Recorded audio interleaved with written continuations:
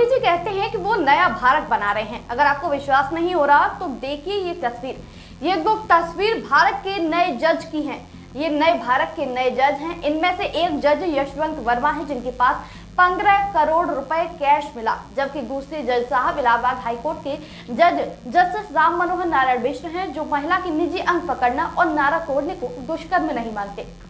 दोस्तों, जज जस्टिस राम मनोहर नारायण मिश्र के द्वारा दिए गए विवादित बयान पर मैंने पहले ही वीडियो बनाया, आप उसे देख सकते हैं। साथ ही आज हम इस वीडियो में बात करेंगे दूसरे जज महाशय की। दोस्तों, दिल्ली हाईकोर्ट के जज यशवंत वर्मा के सरकारी बंगले से आग लगने की खबर सामने आई, जिसके बाद आग बुझाने के लिए फायर ब्रिगेड को बुलाया गया। मामला हाईकोर्ट के जज के घर का था, तो बड़ी संख्या में भारी पुलिस बल तैनात हो गया। भारी संख्या में पुलिस तैनात हुआ तो जल्दी से आग पर काबू भी पा लिया गया, लेकिन इस दौरान भारी मात्रा में कैश भी मिला।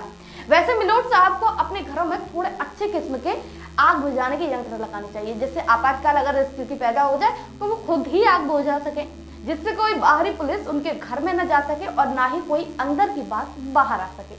दोस्तों, अगर दिल्ली हाईकोर्ट जज की जगह कांग्रेस के किसी नेता के घर से इतनी बड़ी धनराशि अगर मिलती तो मौजूदा सरकार हाहाकार मचा देती, और उसमें भी मीडिया हाउस हल्ला मचा कर इसको बड़ा इश्यू बना देते। लेकिन दोस्तों, यहाँ हल्ला मच रहा है इसको लेकर कि ये कैश मिलने की कहानी आखिर सच है या फिर अफवाह। दोस्तों, क्या झूठ, कंफ्यूजन और तमाशा जानबूझकर फैलाया जा रहा है? अगर हाँ, तो किसने और किसके कहने पर ये फैलाया जा रहा है? किस मकसद से इस अफवाह को फैलाया जा रहा है? क्या कैश मिला है या नहीं?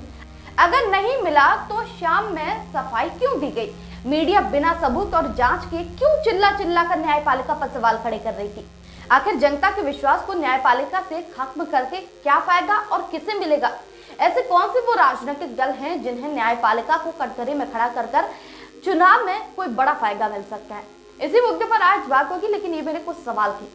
बता दूं आपको, शुक्रवार की सुबह एक अखबार ने दावा किया कि जस्टिस यशवंत वर्मा के घर पर भारी कैश मिला है। ये कैश फायर डिपार्टमेंट के फायर फाइटर को मिला है। रिपोर्ट में यह दावा नहीं किया गया कि जस्टिस वर्मा के बंगले में कब आग लगी, सिर्फ यही कहा गया कि बंगले के एक हिस्से में आग लग गई और फायर डिपार्टमेंट ने आग पर काबू पाया।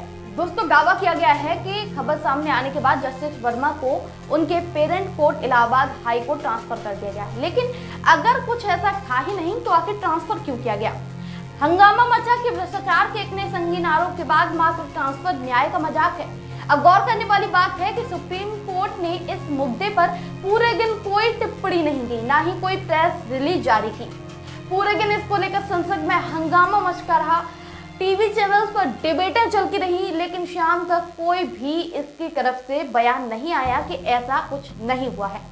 दोस्तों, सुप्रीम कोर्ट ने प्रेस रिलीज में शाम को जारी की, जिसमें उन्होंने ये कहा कि जस्टिस वर्मा के ट्रांसफर पर कोई भी फैसला नहीं लिया गया है, न ही ट्रांसफर का मुद्दा किसी भ्रष्टाचार के आरोप से जुड़ा हुआ है। दोस्तों, जस्टिस वर्मा के बंगले पर कथित मिले कैश के मुद्दे पर दिल्ली हाईकोर्ट के चीफ जस्टिस की जांच शुरू हो चुकी है। दिल्ली फायर डिपार्टमेंट के प्रमुख अतुल गर्ग ने प्रेस रिलीज स्पष्ट कर दी है और उसमें यह कहा गया है कि 14 मार्च को जस्टिस वर्मा के घर के स्टोर रूम में आग लगी। आग को 15 मिनट में बुझा दिया गया। हादसे की जानकारी पुलिस को दे दी गई। दिल्ली हाईकोर्ट के जज जस्टिस यशवंत वर्मा के सरकारी बंगले में आग लग गई। वर्मा जी दिल्ली से बाहर थे। उनके परिवार वालों ने आग बुझाने के लिए फायर ब्रिगेड को फोन किया। मामला हाईकोर्ट के जज के घर का था, तो बड़ी संख्या में पुलिस बल भी पहुंच गई। आग बुझाने के बाद सुरक्षा की दृष्टि से घर की जांच भी हुई।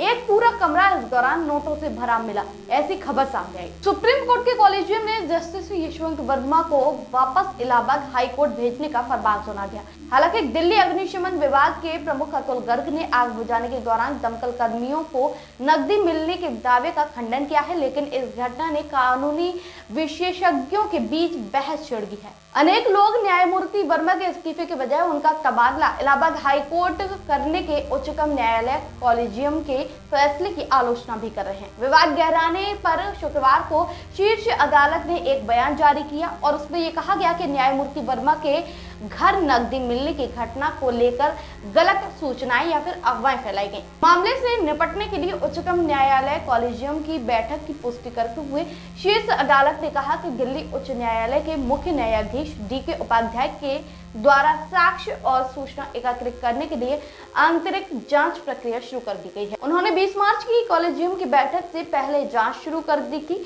वो आज ही प्रधान न्यायाधीश संजीव खन्ना को एक रिपोर्ट सौंपेगी। इस रिपोर्ट में गौर करने के बाद अदालत आगे और आवश्यक कार्रवाई के लिए आगे बढ़ेगी। दिल्ली उच्च न्यायालय के मुख्य न्यायाधीश DK उपाध्याय ने न्यायमूर्ति यशवंत वर्मा के सरकारी आवास पर नकदी मिलने की कथित घटना पर शुक्रवार को हैरानी जताई। सरकारी आवास से नकद बरामद की घटना से दुखी हैं और आहत हैं। पैसा खाकर न जाने इस जज ने कितने गलत फैसले लिए होंगे।